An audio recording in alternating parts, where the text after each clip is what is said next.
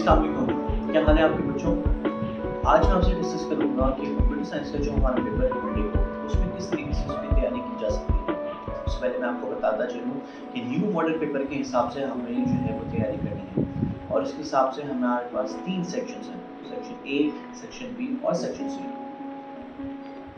Section A के अंदर हमारे पास 12 एमसीक्यूज होंगे और हमें 12 के 12 एमसीक्यूज को सॉल्व करना है और एक एमसीक्यू हमें जो है वो 1 मार्क्स देगा।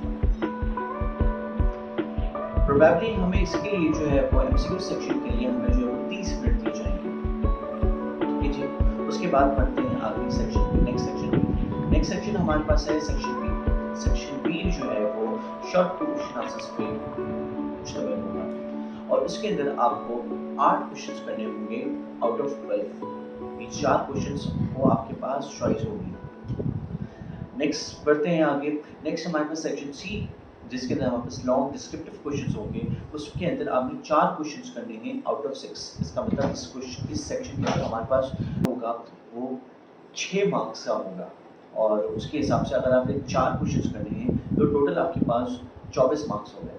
तो सेक्शन सी जो होगा वो आपको टोटल 24 मार्क्स देंगे। सेक्शन बी जो है वो आपको तकरीबन आपको 24 मार्क्स देगा और टोटल पेपर जो आपका जो टोटल पेपर के मार्क्स होंगे वो टोटल मार्क्स होंगे 60 मार्क्स होंगे और जो 15 मार्क्स का होता है वो हमारे पास होता है प्रैक्टिकल जो कि अलग सेपरेटली होता है, ठीक है जी। अब मैं इस वीडियो के अंदर जो आपको मज़ीद बताऊंगा कि किस तरीके से आप जो है अपनी प्रॉपर टाइम मैनेजमेंट के हिसाब से पूरे पेपर को अच्छी तरीके से सॉल्व कर सकते हैं और हर क्वेश्चन को प्रॉपर टाइम दे सकते हैं। सो लेट्स सी, हमारे पास होगा टोटल पेपर 3 घंटे का। 3 घंटे का मतलब ये है 180 मिनट्स। अब 180 मिनट्स को हम लोग मज़ीद डिवाइड कर लेते हैं अपने टाइम मैनेजमेंट के हिसाब से कि हमारे पास प्रॉपर तरीके से हम सारे क्वेश्चंस को अटेम्प्ट कर सकें इस लॉन्ग लेंथी पेपर को। तो अगर हमारे पास टोटल 3 घंटे हैं मतलब 180 मिनट हैं तो 30 मिनट जो होंगे वो तकरीबन हमारे पास एमसीक्यूज़ के लिए हमें अलग कर देने हैं कि तकरीबन 30 मिनट के बाद आपको जो है वो एमसीक्यूज़ का पेपर मिलेगा।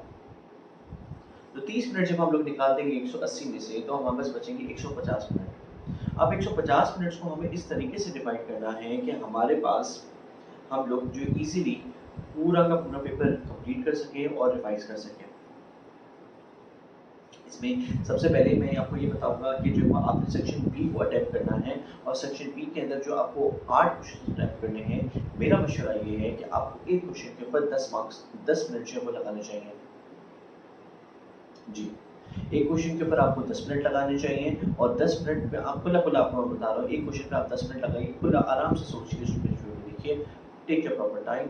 उसके बाद जो है वो आपके पास इसका मतलब ये जब आप 8 क्वेश्चंस कंप्लीट करेंगे तो इसका मतलब ये कि आपके 80 मिनट में आप खर्च हो जाएंगे, ठीक है जी। अब बढ़ते हैं सेक्शन सी के अंदर कि सेक्शन सी के अंदर एक सवाल को कितना जो है वो टाइम देना चाहिए।